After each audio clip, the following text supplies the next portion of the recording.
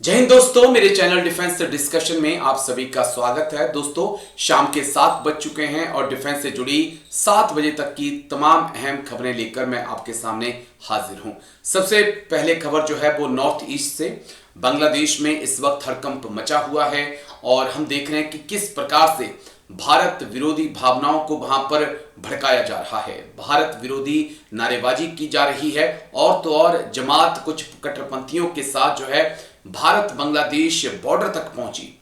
उसके बाद से इंडियन आर्मी जो है हाई अलर्ट पे है और हमारे ईस्टर्न कमांड के army commander lieutenant general RC. Tiwari sir जो हैं वो मिजोरम और त्रिपुरा में बांग्लादेश के बॉर्डर पर पहुंचे और असम राइफल के अधिकारियों और बीएसएफ के अधिकारियों के साथ मिलकर हालात का जायजा लिया। जवानों को किसी भी हालात के लिए तैयार रहने के लिए कहा गया है, क्योंकि जो बांग्लादेश के हालात हैं वहां पर साफ तौर पर ऐसा लग रहा है कि आने वाले वक्त में कुछ भी हो सकता है। असम राइफल, बीएसएफ और इंडियन आर्मी तीनों ही बांग्लादेश की चुनौती के लिए पूरी तरह से तैयार हैं।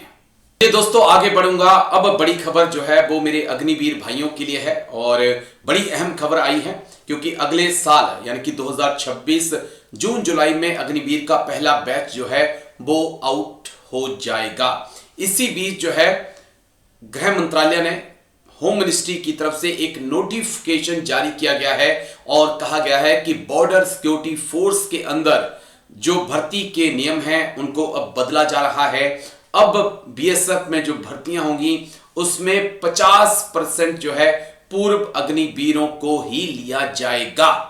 ये एक बड़ा अहम चेंज है, क्योंकि अभी तक हम देख रहे थे कि सीएपीएफ में अग्निवीरों को लेने की बात होती थी, वहां पर होता था कि 50% अग्निवीर लिए जाएंगे।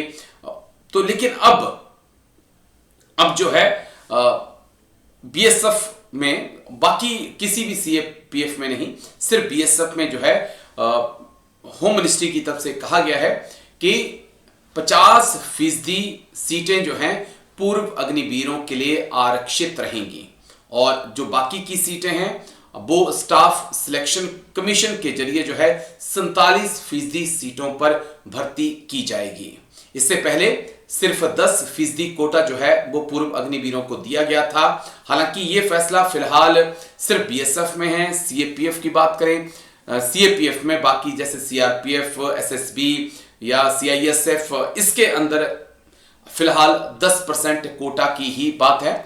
लेकिन बीएसएफ में जो है गृह मंत्रालय ने कह दिया है कि बीएसएफ के अंदर 50% अग्निवीरों की भर्ती जो है 2026 से की जाएगी।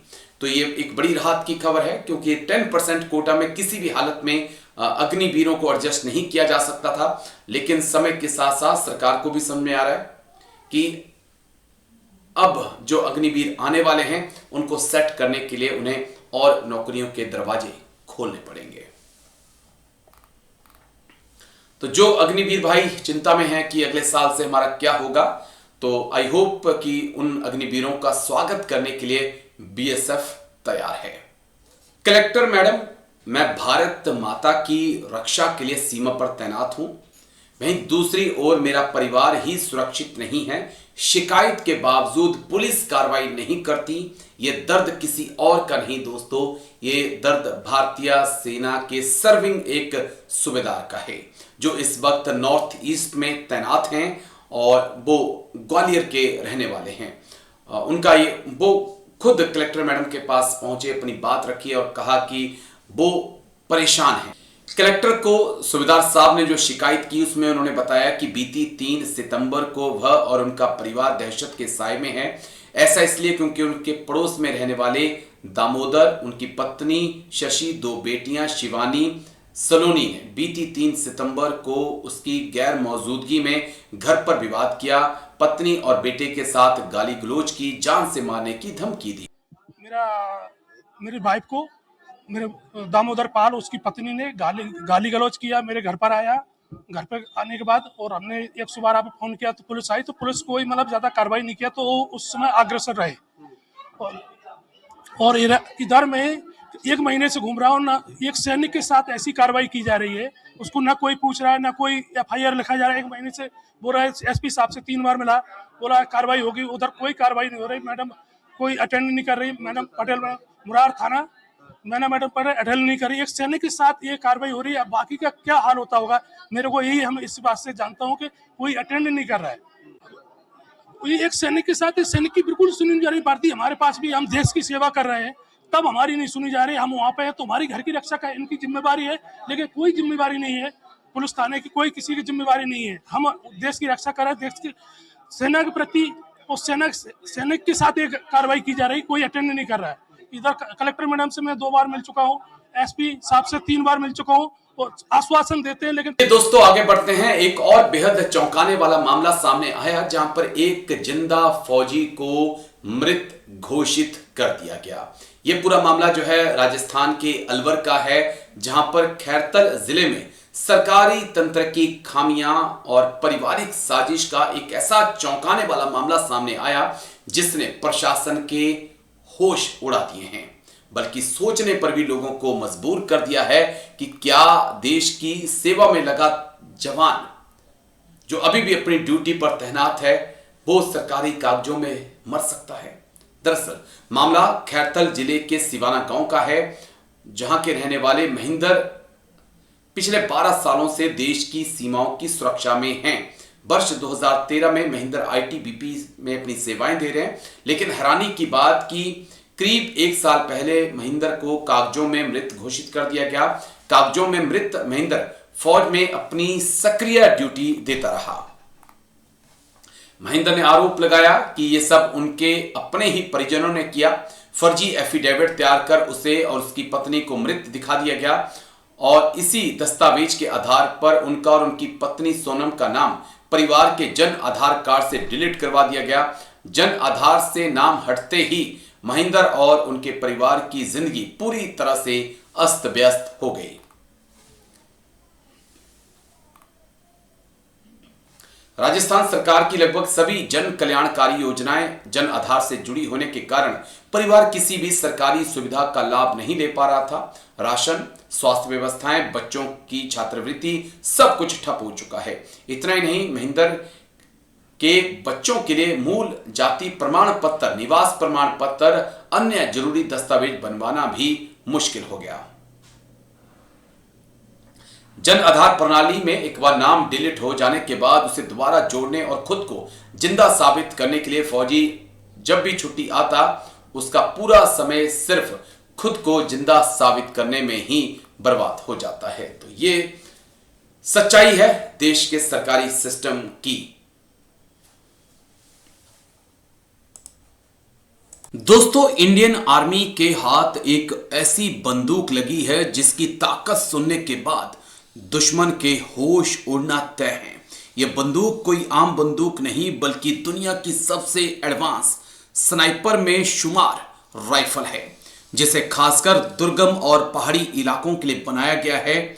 चलिए, एक रिपोर्ट के अनुसार भारतीय सेना ने लाइन ऑफ कंट्रोल यानी कि एलओसी पर अपनी युद्ध क्षमताओं को और भी ज्यादा तेज और खतरनाक बना लिया है। सेना ने अपने स्नाइपर्स के लिए एक नई और बेहद आधुनिक चिकटैक M200 स्नाइपर को शामिल किया है।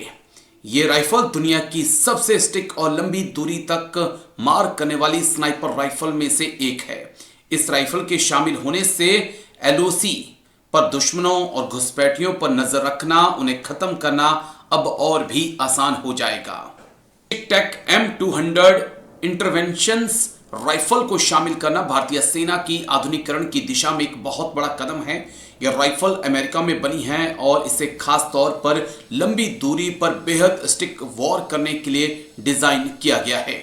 आपको बता दें, एलओसी एक ऐसा इलाका है जहां दुश्मन की हरकतें और घुसपैठ की कोशिशें अक्सर होती हैं। ऐसे में सेना के स्नाइपर को एक नई राइफल एक बहुत बड़ी रणनीतिक बढ़त देगी।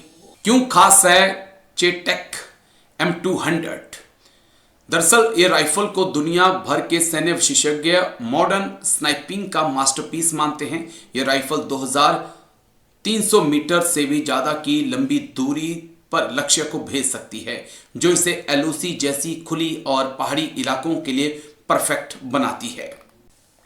एक रिपोर्ट के मुताबिक इसकी सटीकता बहुत ज्यादा है, जिसका मतलब है कि वन शॉट वन किल, यानी कि एक गोली एक दुश्मन। सेना अब दुश्मन के हाई वैल्यू लक्ष्यों जैसे कम्युनिकेशन उपकरण, रडार ऑपरेटरों को सुरक्षित दूरी से निशाना बना सकती है। उनके सैन्य कमांडर्स पर भी निशाना एकदम लगाया जा सकता है। एलओसी पर भारतीय सेना के लिए राइफल एक गेम चेंजर साबित होगी। स्नाइपर अब सीमा पार से होने वाली घुसपैठ की किसी भी कोशिश को बहुत दूर से ही नाकाम कर सकते हैं। हमारे स्नाइपर्स दुश्मन की फायरिंग रेंज से सुरक्षित दूरी पर रहकर भी उन्हें निशाना बना सकते हैं। इससे हमारे जवानों की जान का खतरा कम होगा। वहीं इस राइफल की रेंज इतनी ज्यादा है कि दुश्मन की फॉरवर्ड पोस्ट और उनके बंकर पर भी लगातार दबाव बनाए रखा जा सकेगा। ये डील दिखाती है कि भारतीय सेना अपने जवानों को दुनिया की सबसे बेहतरीन हथियार देने के लिए तैयार है। पुराने स्नाइपर राइफल्स को बदलकर सेना अब नई और आधुनिक राइफलों को शामिल कर रही है, जिनमें चेटेक M200 एक अहम नाम है। इस एडवांस राइफल का इस्तेमाल के लिए सेना के स्नाइपर को अब खास और हाई टेक ट्रेनिंग भी दी जा रही है।